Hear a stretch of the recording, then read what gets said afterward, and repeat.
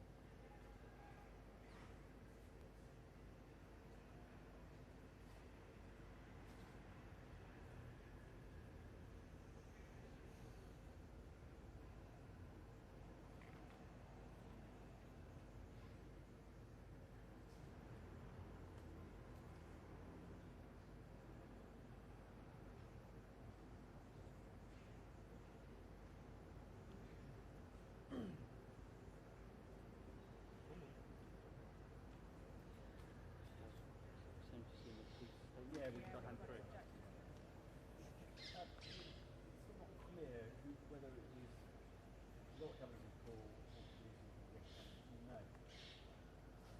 Yeah.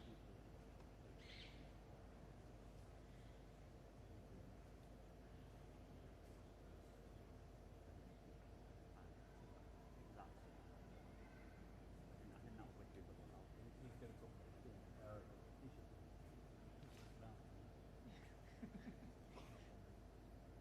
Well, who knows tomorrow?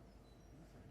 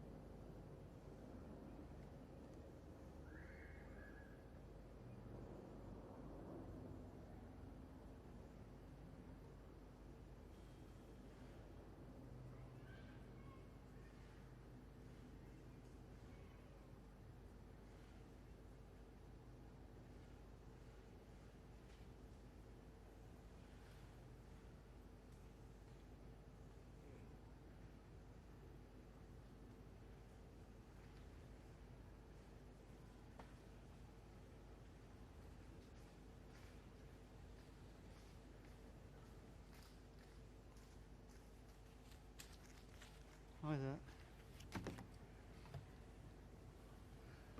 there. Sorry I'm late.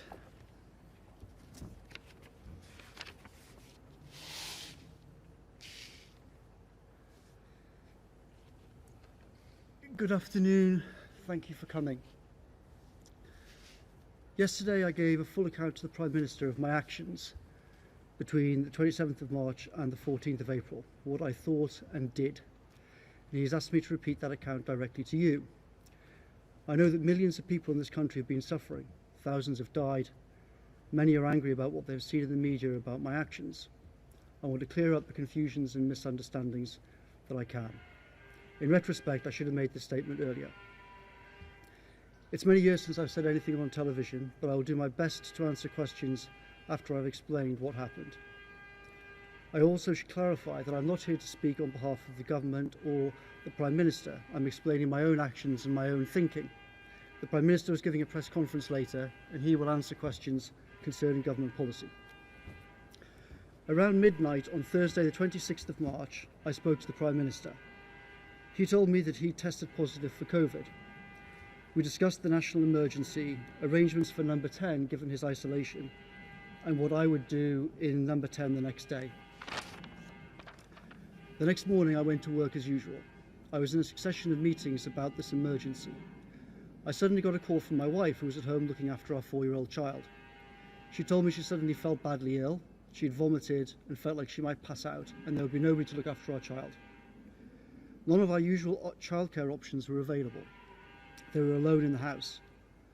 After very briefly telling some officials in number 10 what had happened, I immediately left the building, ran to a car and drove home. This was reported by the media at the time, who saw me run out of number 10. After a couple of hours, my wife felt a bit better. There were many critical things at work, and she urged me to return in the afternoon, and I did. That evening, I returned home and discussed the situation with my wife. She was ill. She might have COVID, though she did not have a cough or a fever. At this point, most of those who I work with most closely, including the Prime Minister himself and others who sit within 15 feet of me every day, either had symptoms and had returned to work or were absent with symptoms. I thought there was a distinct probability that I had already caught the disease. I had a few conflicting thoughts in my mind.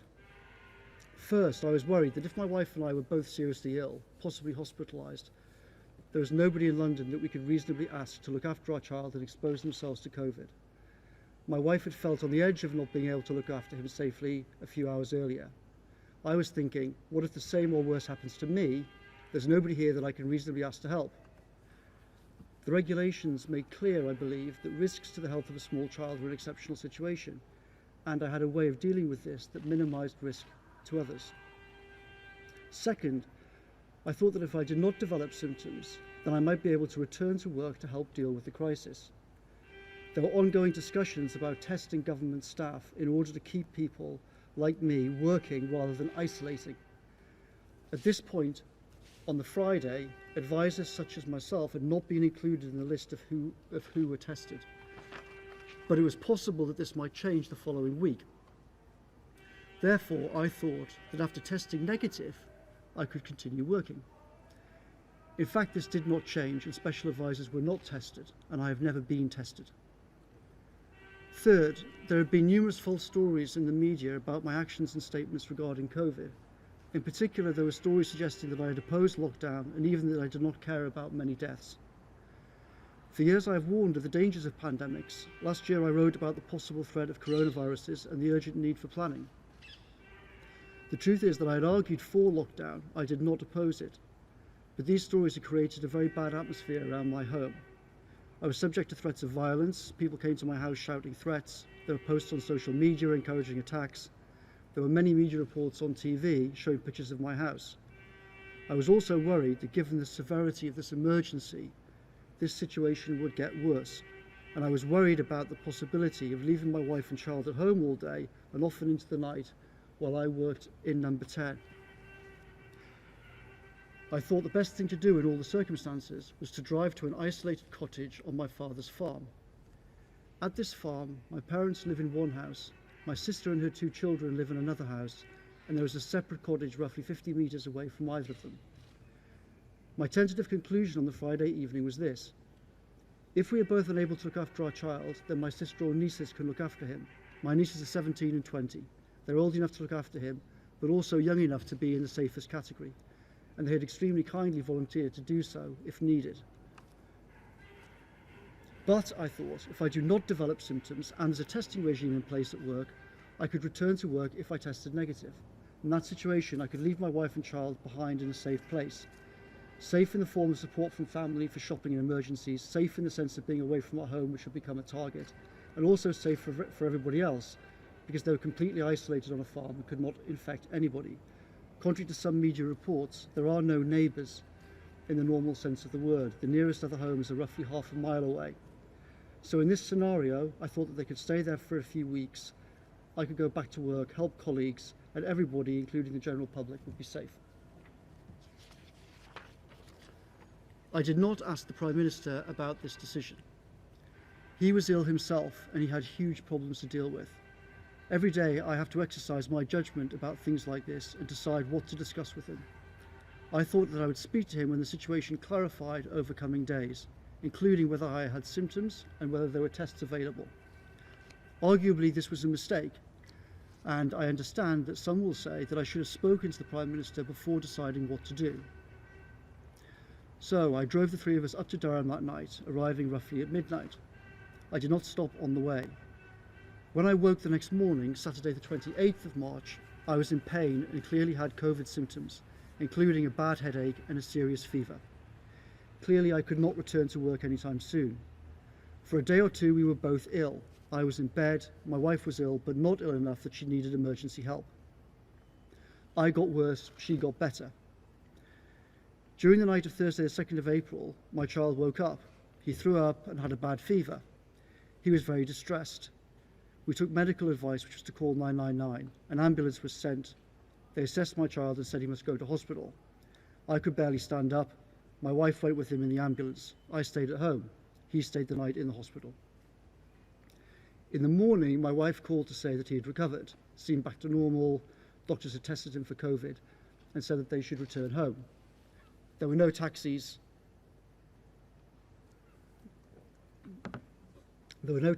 I drove to the hospital, picked him up, then returned home.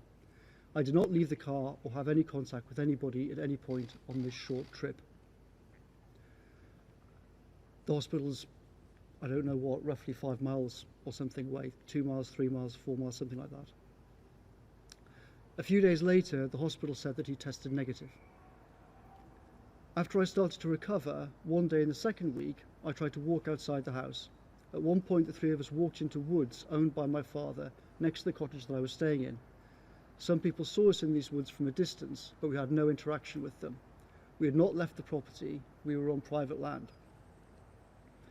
By Saturday the 11th of April, I was still feeling weak and exhausted, but other than that, I had no COVID symptoms. I thought that I would be able to return to work the following week, possibly part-time. It was obvious that the situation was extremely serious. The Prime Minister had been gravely ill, colleagues were dealing with huge problems, and many were ill or isolating. I felt like I ought to return to work if possible, given I was now recovering, in order to relieve the intense strain at number 10.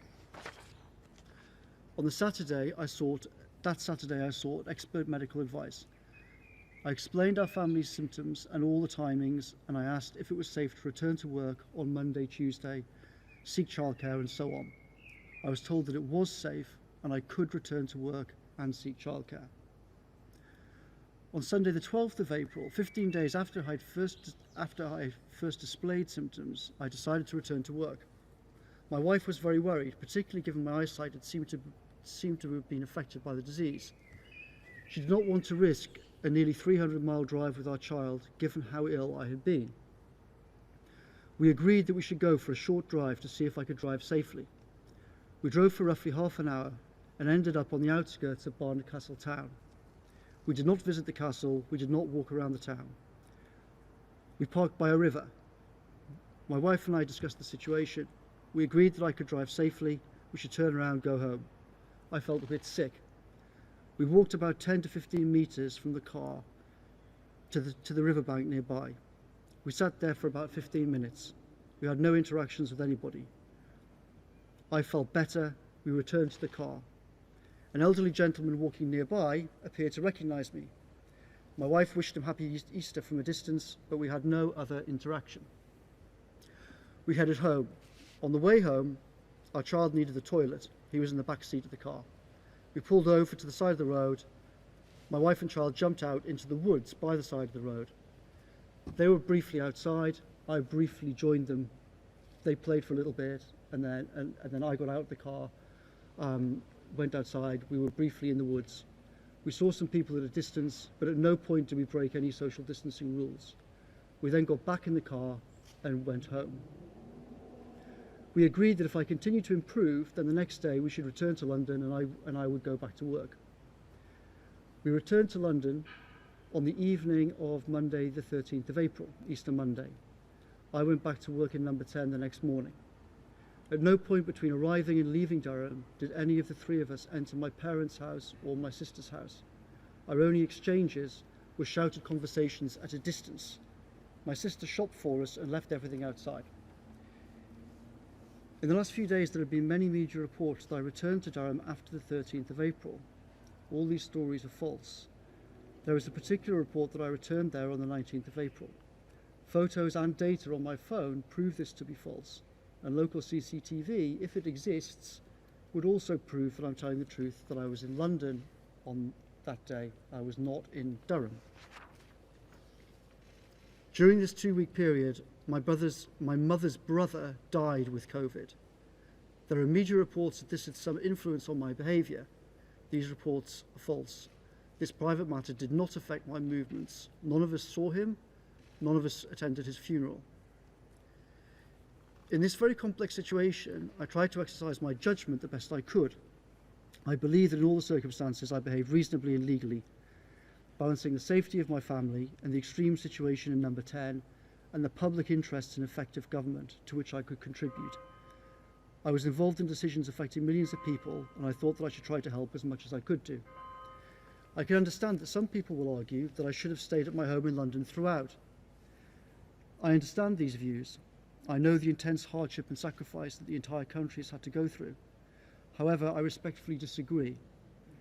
The legal rules inevitably do not cover all circumstances, including those that I found myself in.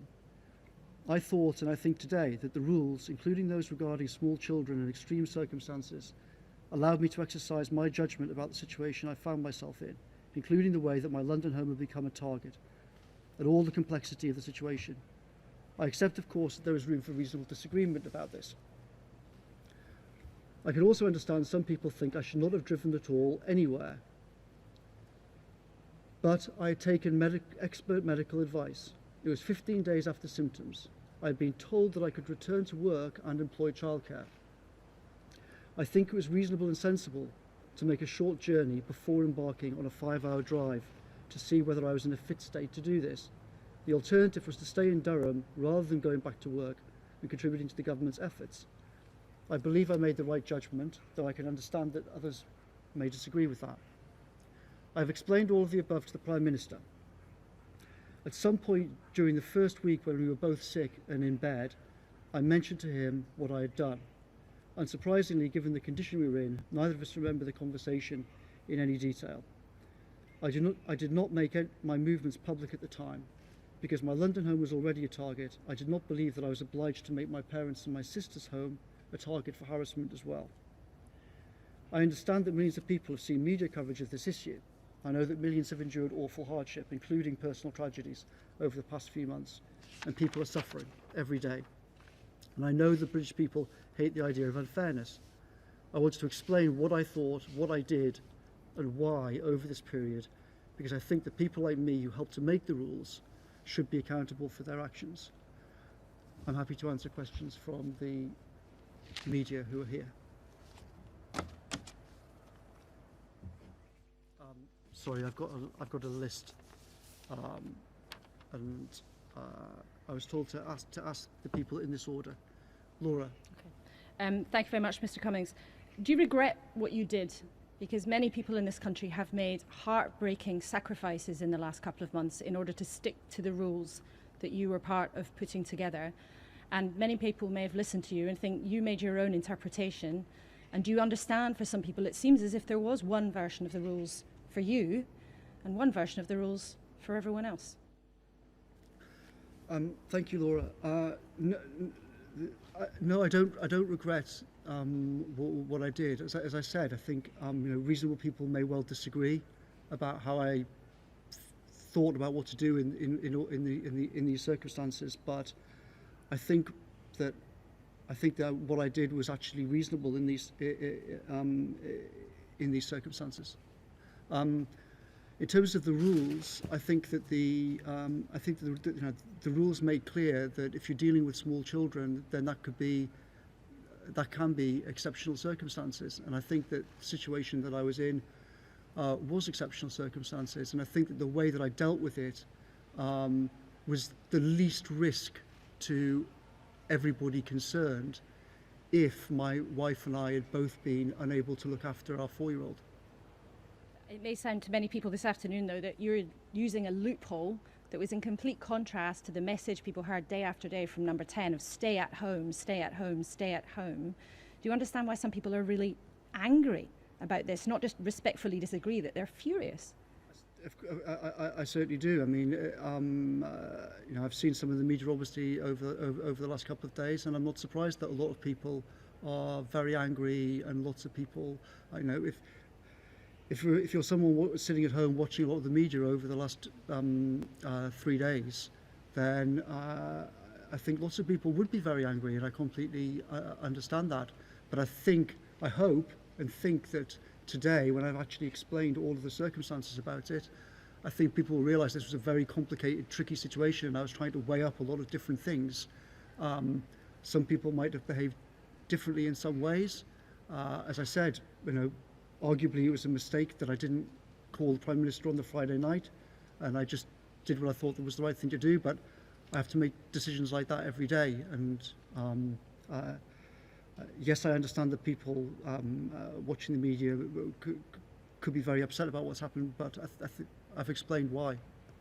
Offer any regret, any apology to people who didn't have the ability to make the decisions that you did, who didn't have the resources to do what you did? As I said, I think I've thought a lot about what I did over this period. What things I could have done better with this, what things I could have done better in general in dealing with the whole crisis. There's definitely a lot of things that I could have done better over the last few months, but I think what I did in this 14 days, I think that I behaved reasonably.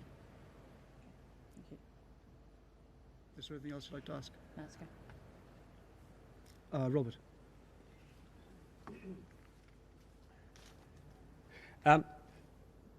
So, just to be absolutely clear, in this 14-day period and subsequently, apart from one visit to Durham and back, and a trip to Barnard Castle, neither you or Mary have been anywhere else at all. Also, millions of people haven't seen their parents for months now. Can you just tell us a bit more about the nature of your contact with your parents? And then, finally, your own scientists are worried, they said this last night, that by introducing an element of personal discretion into the interpretation of the rules, you are putting lives at risk. What would you say to them, and what would you say to us to reassure us? Thanks, Robert. So I think you asked whether it was true that over this 14-day period that we didn't go anywhere else apart from off in the car on day 15. No, that's not correct. I went. Yes, exactly. There was the trip to hospital, and then there was the drive on day 15. But apart from that, neither of us left. And nothing since then either? Nothing since then in terms of... Just trips that break the rules, as it were? No, I mean, I left... I'm not exactly sure where the boundaries of London are, but as far as I'm aware, the only time that I left London since Tuesday the 14th was to go to Chequers for meetings with the Prime Minister. And that would be true of Mary as well, I mean, because you're a household, you know. Yes, I mean, Mary and I have been together since we returned. And then on this issue of contact with your parents? Issue of contact with my parents. So, I mean, obviously, so neither Mary nor I have been tested. So neither of us could be definitively sure about what our situation was. Mary had been ill and then recovered, but she hadn't had a cough, a fever. I pretty clearly seemed to have COVID, and talking to medical experts, they thought that, but I wasn't tested. But obviously our default mode was assume that all three of us have got it. So I was in a cottage 50 metres or so away from everybody else. Obviously we kept very, very far away from them. There are various reports that I visited them, I was staying with them. That's all completely untrue. My parents are in their 70s. Obviously I did not want to give them this disease, and so we stayed very far away. We did have some conversations, but they were, you know, we're on a farm, and there were shouted conversations at a distance. They weren't some of the things that have been reported. In terms of introducing a question of discretion, so I'm not seeking to introduce anything or any element of discretion. To me, you know, the rules are there.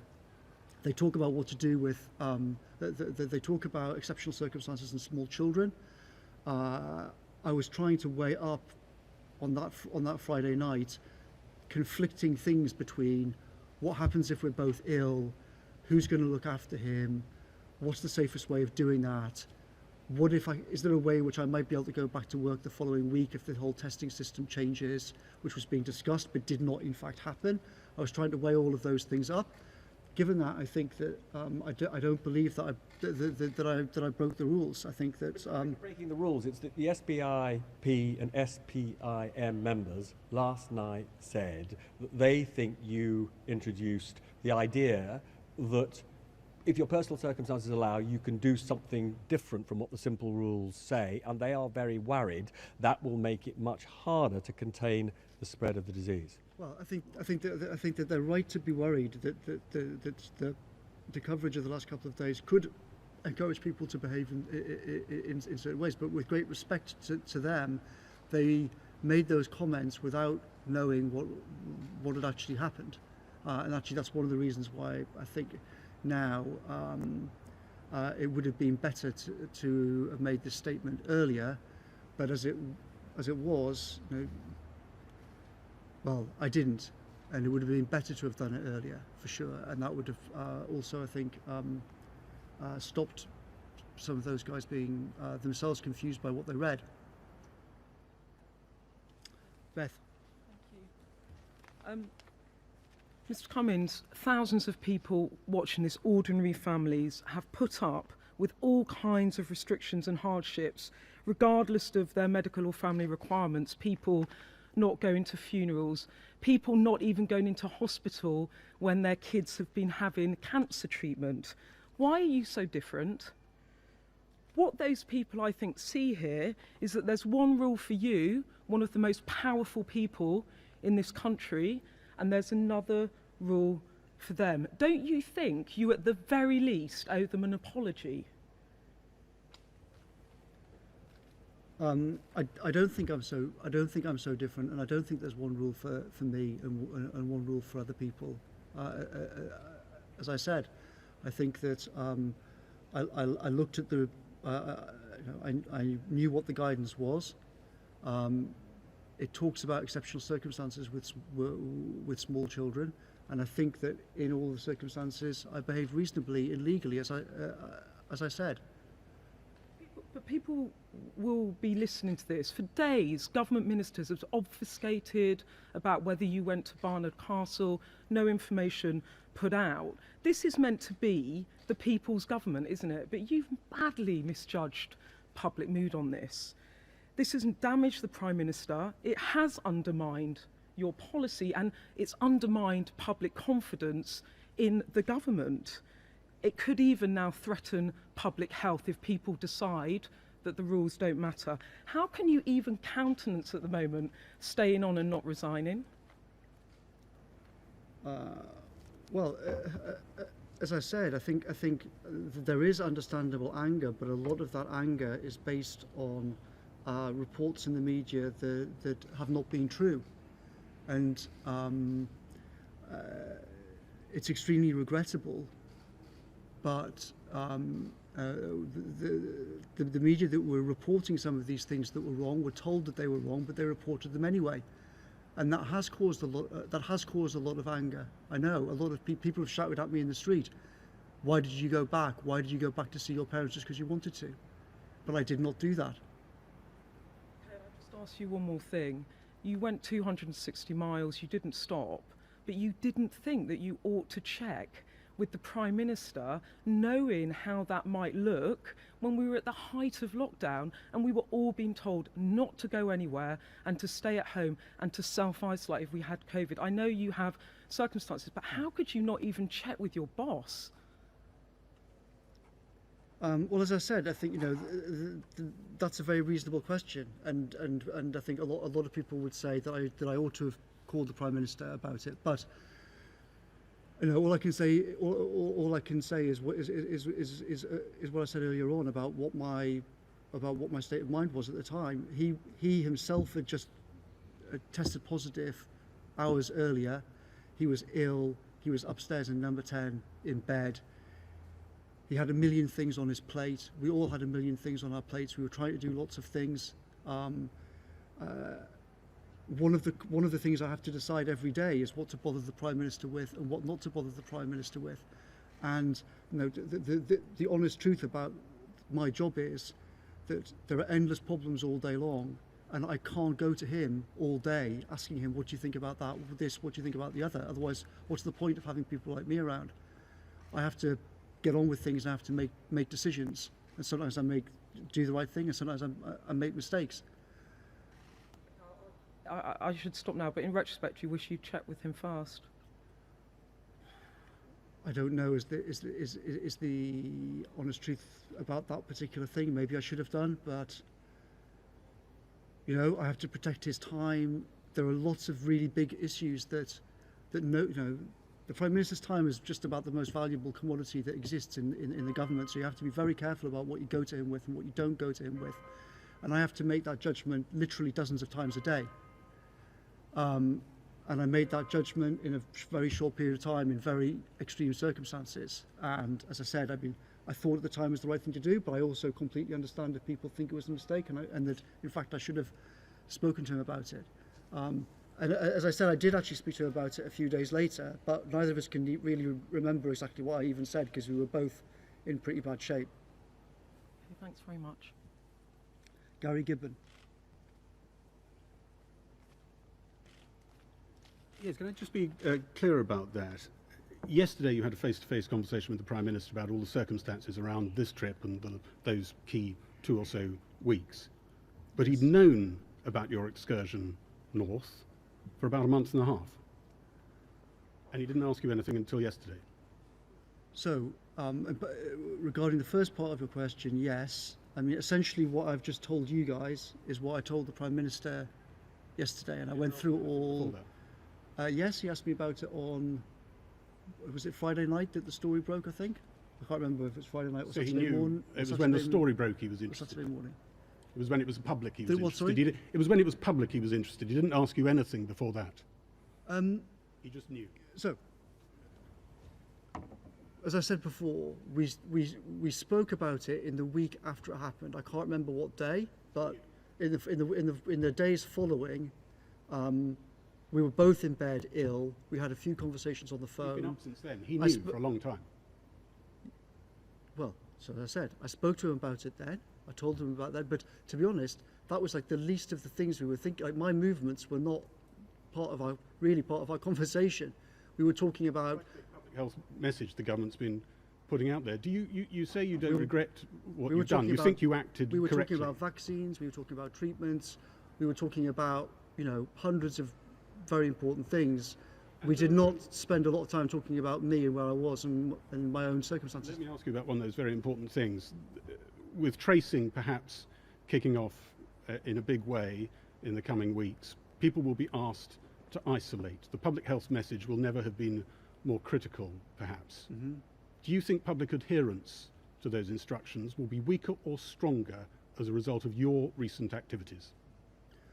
Well, I hope it won't affect it, and I hope that that now that people know what actually happened, and that some of the false stories that have all been circulating and driving a lot of people, understandably, mad and about it, then I hope that people will realise. You've stood up the central story in this allegation that you drove a very long way from home when everyone was told to be at home. If there was more leeway in these instructions than we thought, why didn't you tell everyone about that? Well, with great respect, Gary. Who else has driven that distance? I'm trying to answer the question with great respect. It's not just a simple matter in the regulations. The regulations describe various exceptional circumstances where it may not be possible to follow the rules. It doesn't say you must stay at home in all circumstances. It says that there are some circumstances in which you won't be able to follow these rules. And it seemed to me that I was in such an exceptional circumstance, and I was trying to balance all of these very complicated things. People will be staggered to hear you say that when the message was so clear: stay home. Is the fact that the Prime Minister can't do his job without you? The guidance says, if you are living with children, I'm reading out the actual guidance. If you're living with children, keep following this advice to the best of your ability. However, we are aware that not all these measures will be possible. What we have seen so far is that children with corona appear to be less severely affected. It's nevertheless important to do your best to follow this guidance. Now, you know, it's and you know as well as I do that there are that the Deputy Chief Medical Officer has discussed this. There's been various discussion about it. If you've got if you've got a child that's 4 years old, and neither of you can look after him, the guidance doesn't say you've just got to sit there. So I think as I've said, I think I behaved reasonably in all of these given all the circumstances and the different things I had to try and weigh up. Jason Groves. Hi. You blame the media for this mess that you've got the government into. Do you accept that whatever legal nicety you may have to say that you haven't broken the letter of these regulations, you've driven a coach and horses through the spirit of them, and that is why people are so cross about it? I don't agree. I think that's not. You don't agree? No, I don't agree. So let's go through it, shall we? I mean, you left London with your wife, who had coronavirus symptoms, completely against the regulations. You're up in Durham, and you decide to go for a drive on a weekend when, a few yards from here, the Foreign Secretary that weekend was telling us to stay at home and save lives. You went for a drive, you sat by a river, you went for a walk in the wood. I mean, you may or may not have a way of justifying this to yourself, and possibly there may be some legal loophole. But you've broken the spirit of it, haven't you? No, I don't think that I have. Just to correct one thing, when we left, my wife did not have a cough. She did not have a fever. Those are the two symptoms that were mentioned. She was ill. She'd thrown up, but we didn't. As I said before, we didn't know whether or not she had COVID or not. Secondly, as I said earlier on, the walk in the woods was on private land. I didn't leave our property to go for a walk in the woods, and that's perfectly reasonable behaviour. You stopped on the way back from Castle Barnard. Yeah, I was driving back from Barnard Castle, and my child, the 4-year-old, was in the car seat in the back. He said, "Dad, I need to go to the toilet." We pulled into the side of the road. He jumped out with my wife. I don't think any reasonable person would say that I behaved that's bad behaviour. I mean, you've plainly had a tough time. I don't think anyone would argue with that, but there's lots of other people who've had a tough time. I mean, I'd like to finish by, we had a letter today from Andrew and Sarah in Wiltshire. Their daughter and son-in-law live 10 miles from them, and they've got 2 children. They came down with COVID, and they said, imagine our frustration living so near and yet not being able to help. It was a big sacrifice that we made. and they feel like mugs now. I mean, they want you to resign. Did you offer to resign when you saw the Prime Minister? No, I have not offered to resign. Did you ever consider it? No, I do not. I have not considered it. As I said, I think I think it's reasonable to say that other people would have behaved differently in different ways in this whole situation. But as I stress, I was trying to balance lots of competing things. I mean, if I hadn't worked here, for example, then you could very easily say that, okay, I could just have stayed in an isolated cottage for weeks afterwards. But I was involved in lots of things involving crucial questions of vaccines, trying to get scientists involved in the effort, trying to get money moved, trying to get regulations moved out of the way. And I thought that if I could return to work, then I should seek to return to work. And I would stress that I took expert medical advice before I moved to say, and I actually went through the whole history, the details of what I've just told you. I went through on the Saturday, the 11th, on day 15. Sorry, is that day 14 or 15? I can't remember now, whatever. But anyway, it's day 14. So yeah, Saturday the 11th. On day 14 is when I took medical advice. That's day 14 of symptoms. And I was told then that you're clear to, I said, can I go back to work Monday, Tuesday? And I was told, yes, given that what you've explained, you are not a danger to the public now and you can safely go back to work and hire childcare. So given that, I thought that I ought to try and go back to work and try and do what I could in this emergency. Okay, thanks. Anna Mikhailova.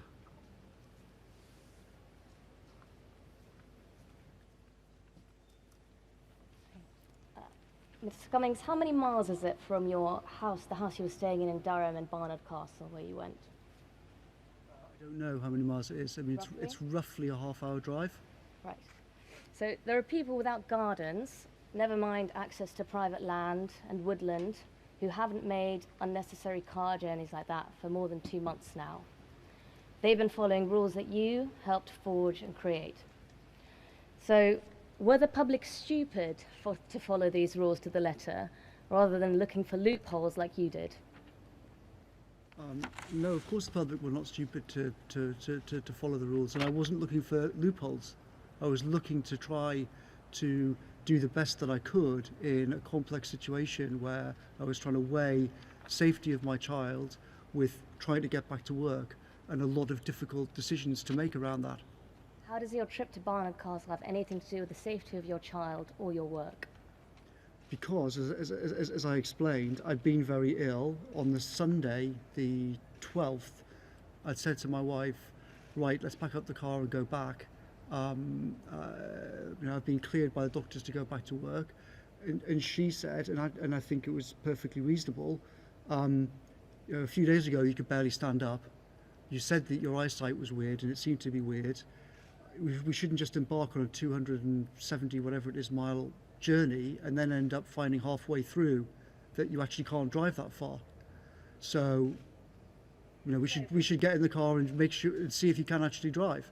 The only way to avoid this problem would have been just to say, well, I'm just going to stay in Durham, which I could have done, but I didn't think was the right thing to do.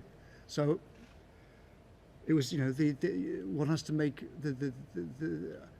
I've been told by expert medical advice that I wasn't a danger to the public and that I could go back to work in number 10 Downing Street on the Monday, Tuesday, and therefore I was trying to do that in the safest way possible. And I think that was a reasonable thing to do. But that doesn't make any sense. Why do you have to make a half-hour journey each way to Barnard Castle? Why not drive a little bit of the way to London and then go back if you weren't feeling well? I mean, we didn't think about that of doing that. To be honest, we just thought, okay, let's whiz down the road and see how I feel. Do you regret not thinking about it? Do you mean, do I regret not just trying to drive to London and see if I could do it? Do you regret taking a half-hour journey to Barnard Castle and sitting for 15 minutes, as you say? As I said, I think it was a reasonable thing to do. I mean, perhaps you're right, and we should just have cracked on and tried to do the whole trip, but the whole point was, no, I had been extremely ill. My vision had been a bit weird. We were all going to go back. My wife said we should drive down the road and you should see if you can actually drive and see if your vision is weird or if you're okay. And I thought that's a good idea, I should do. And as I stress, I've been cleared to go back to work, so the implication that I shouldn't have been driving back to London, I don't think is reasonable, because I had spoken to a doctor about it and I had been cleared to come back to work. If you mention your wife a lot, if you and your wife felt that you had done nothing wrong, why did both your articles in The Spectator from a few weeks ago make absolutely no mention of being in Durham? Because, as I said, my house in London was already and is now the subject of some very unpleasant actions. And why on earth would I mention another house that I was in, where I've got two elderly parents and other relatives living there, who now today also have a lot of unpleasant things going on around their house too. I don't think I was obliged to do that. Why write such a detailed article at all? My wife's a writer. I mean, I don't tell her what to do. You did too. What, sorry? You wrote one too. You're not a writer. I wrote a few sentences about her, about what it was like to be with Mary.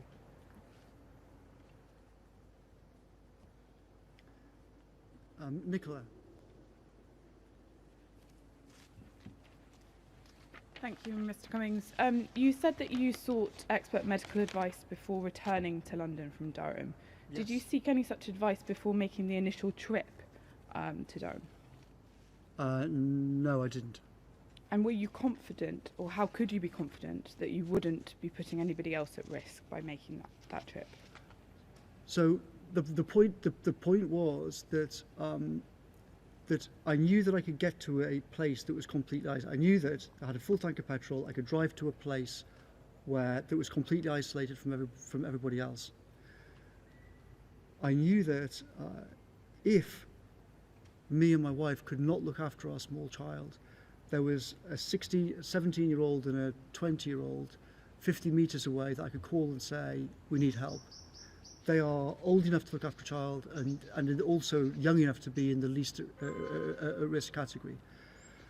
If I'd stayed in London and a similar thing had happened, then I'd have had to get somebody else there and expose them to danger, or invite them into the house, which would also have exposed them to danger. The way that I did it seemed to me to be the safest thing for everybody in the circumstances. And in fact, as it turned out, I didn't have to put anybody in that house in danger because although we were both ill and I couldn't look after a 4-year-old, my wife could. So as I stressed, I think that in all the circumstances, it was the most sensible thing to do.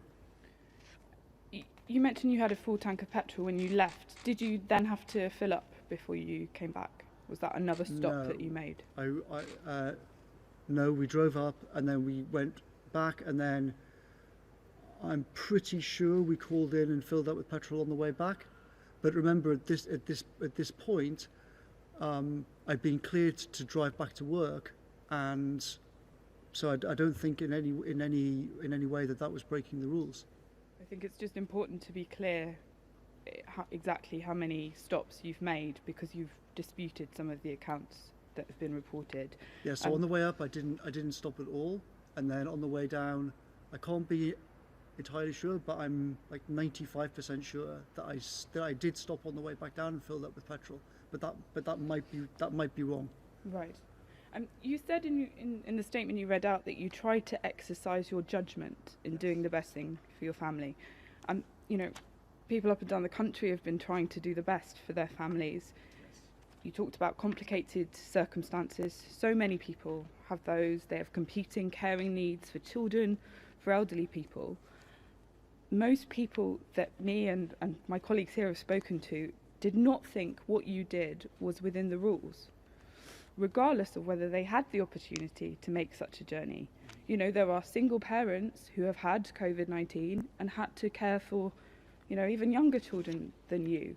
because that's the situation they found themselves in, and they were following the advice issued from this building.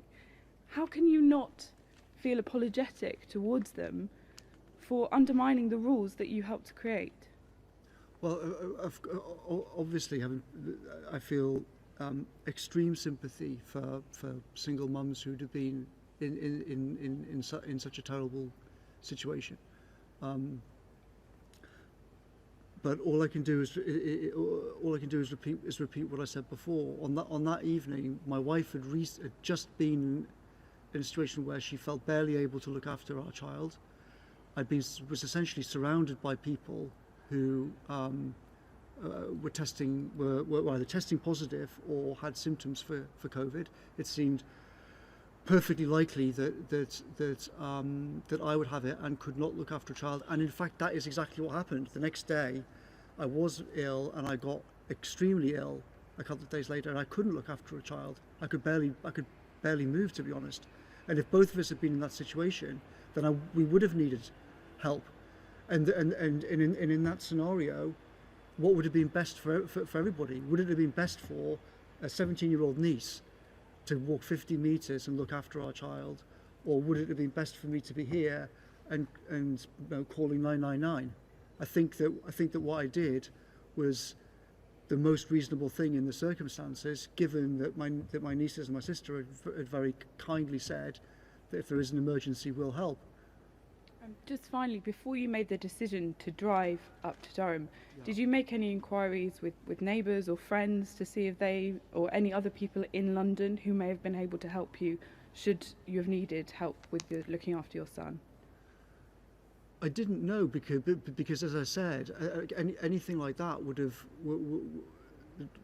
doing that would, well, first of all, I don't think it would be reasonable for me to ask someone, some friend, to come and expose themselves to a deadly disease when a 17-year-old niece has already volunteered to do it for me.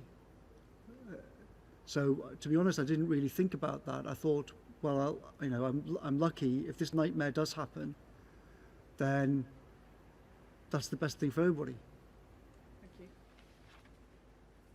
Nicola. Oh, sorry. Matt.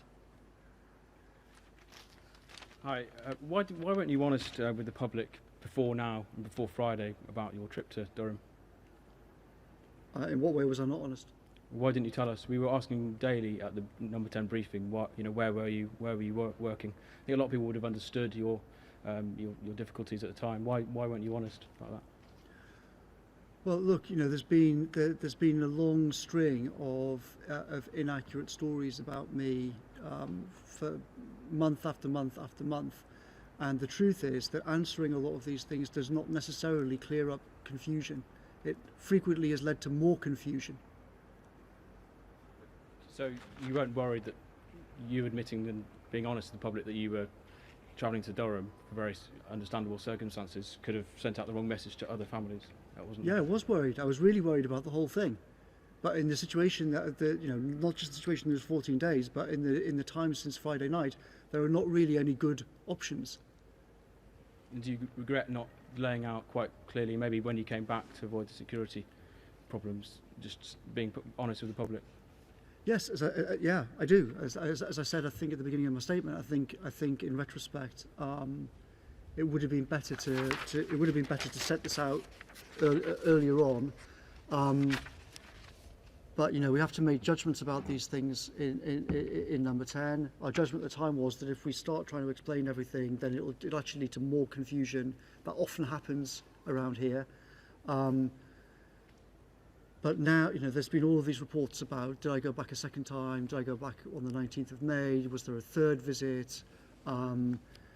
And by this morning, there seemed to be so much confusion about so many things that the Prime Minister, I and others thought, okay, the best thing to do now is the only thing to do now is to actually just come out and discuss it all, and to talk and just to lay the whole thing out, including my child being ill and all of that stuff. Regardless of whose fault it is, I mean, this whole episode is already having an impact on people's behaviour. Government scientists are warning more people will die. the police warning that it's going to make their job harder. I mean, regardless of whose fault it is, why shouldn't you resign and draw a line under it and hope to regain the government's control of this pandemic? Well, I hope that now that people have heard what happened, I think that as I've stressed that in a very complicated situation, I behaved reasonably, and I tried to do the thing which minimised risks to everybody, given all the different things I had to weigh up. And I hope that, having heard this, that the people will say, okay, no, we understand the situation, and we understand what I did. They may well say, I would have. Some people, I'm sure, will think I would have done this differently or that differently, and perhaps they're right. I'm not saying that, having laid all of this out, I'm not saying I know I'm right. I'm saying this is what I did at the time. This is why I did it at the time. I was trying to weigh up competing things. I thought that I should try and come back to work and help with the whole disaster if I could do. Other people may say that I shouldn't have done that. So, if the episode does rumble on, do you think you will review your position in the next week? Will you review your position in a week or so if it does rumble on? It keeps distracting. It's up to the Prime Minister. I'm here to try and do the best that I can for the government. To try and change the country for the better in lots of ways, to get more investment into the NHS, to do all sorts of things that we've talked about. During this crisis, I've been trying to do the best I can to make the government machine work as well as possible. If the Prime Minister thinks that I should stop, then that's not for me to decide. It's up to him to decide. Just very quickly, you said a lot of things you wish you'd done better yourself and as a government. What, broadly, what areas do you wish you had done better over this pandemic? I think it's better, as I said at the start. It's not for me here to answer all the questions about government policy over all of this. I think that's a job for the Prime Minister, and he'll be giving a press conference later on. What I was saying was, I know that I've made mistakes in dealing with this thing going right back to January. I think that my behaviour in these 14 days, I think when people hear everything that happened, I hope that people will agree that it was reasonable. They might not think that they'd have done the same thing, but I hope that people will agree that it was reasonable calculations in all the circumstances. And I don't think what I did in these 14 days was a mistake, but I certainly made a lot of other mistakes, and I make mistakes every day. Caitlin.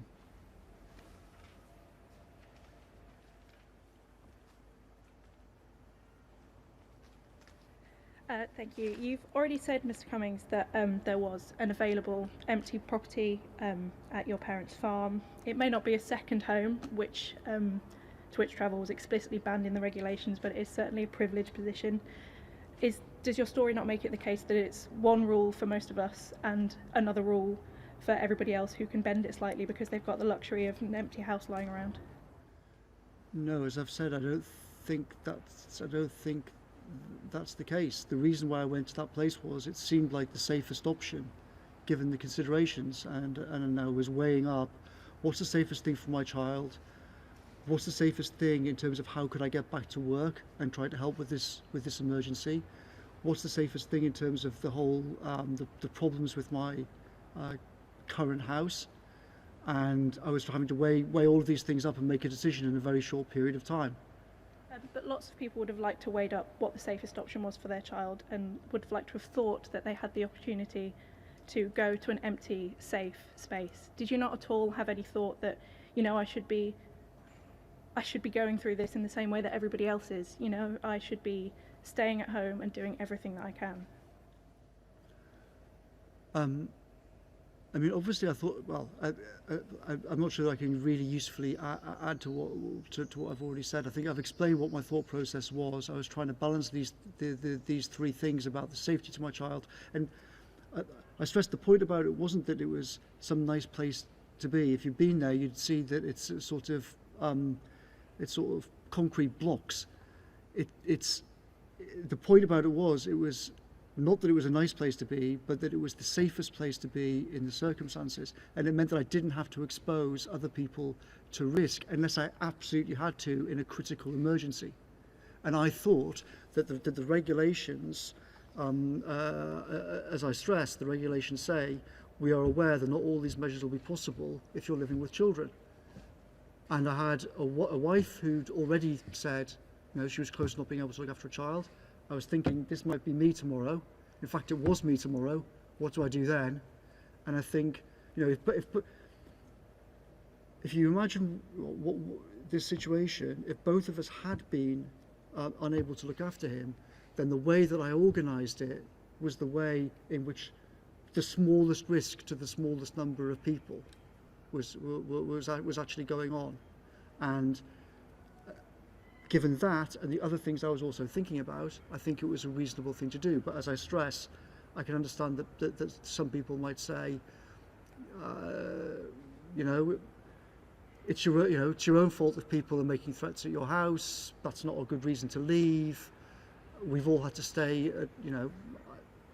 Other people are going to make their own judgments about this whole thing. I don't think there's much more I can say. You also just mentioned in answer to Matt's question that you have made other mistakes in dealing with the pandemic since January. Can you point us towards any more of them? As I stressed, I think at some point in the future, I'll be very happy to go through all the different things that I think I got wrong. I would also point out, though, that lots of the media reports about what I've thought, what I've said, what I've done are completely false. For many years, I've been writing about the dangers of pandemics. Only last year, I wrote explicitly about the danger of coronaviruses. I stressed that the importance of government planning and that I was worried that people were not taking it seriously enough. And a lot of media reports are trying to claim that I sort of brushed it off and sort of didn't realise what a danger it was. And I think no reasonable person could come to that conclusion if you look at what I've said and what I've written over the last few years. I took it extremely seriously. I took it extremely seriously many years ago, and I urged other people to take it extremely seriously. But I have made other mistakes in terms of how I've dealt with things since January, for sure. Is one of those mistakes herd immunity? Is one mistake what? Is one of those mistakes the idea of herd immunity? No, it's not, and a lot of the things that have been written about that are completely wrong. One final one from me. What is your message from Conservative voters who voted this government in less than 6 months ago, a lot of them for the first time in the North East around Durham, who want you out of Downing Street and want you out of this government?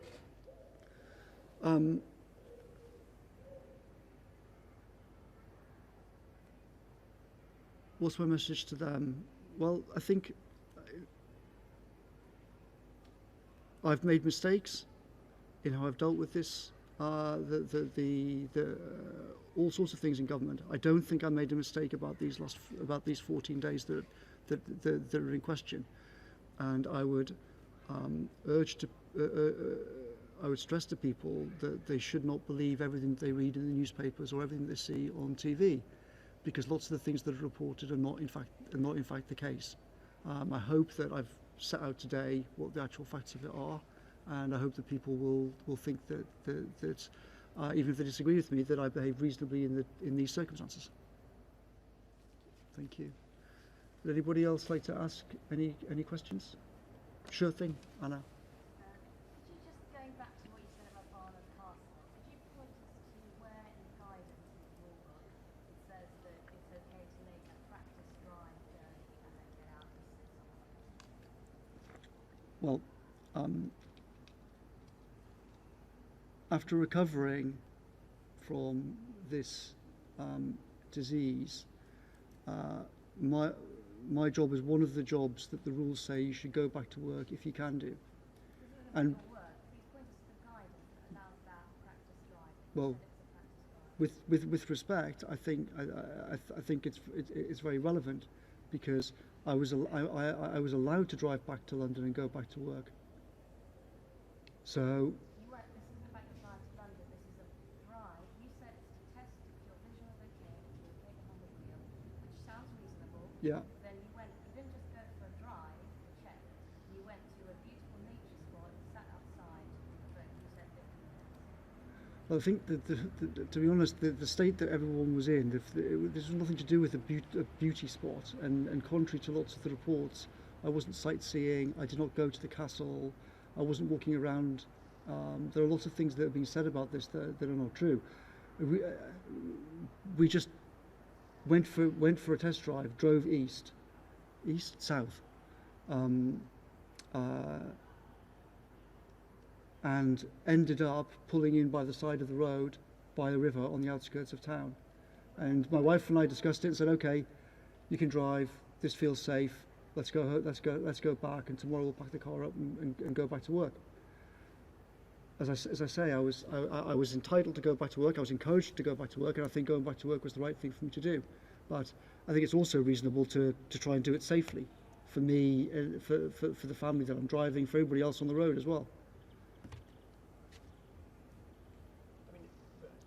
Robert. But isn't Anna's fundamental point that this is not really about legality, it is about the extent to which all of us can exercise personal judgment about how to implement the rules.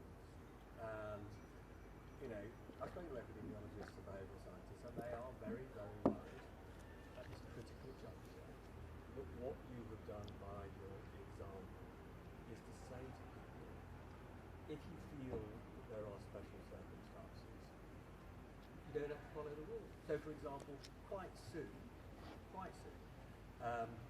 you know, many of us are going to be getting a telephone call from a contact tracer saying you have been in contact with somebody who's got symptoms, stay at home for 14 days. And many people say, I'm absolutely certain I haven't got any symptoms. You know, if I don't go to work, I'm not going to earn money, my family is going to be put at risk. I'm just going to follow my own judgment. Now, lots of people do that. Contact tracing is not going to stop the spread of the virus. Mm-hmm. So, yes, it's true that various scientists have said, oh, well, we think that what Mr. Cummings did might cause problems. But I would stress that a lot of the things which they think I did not do.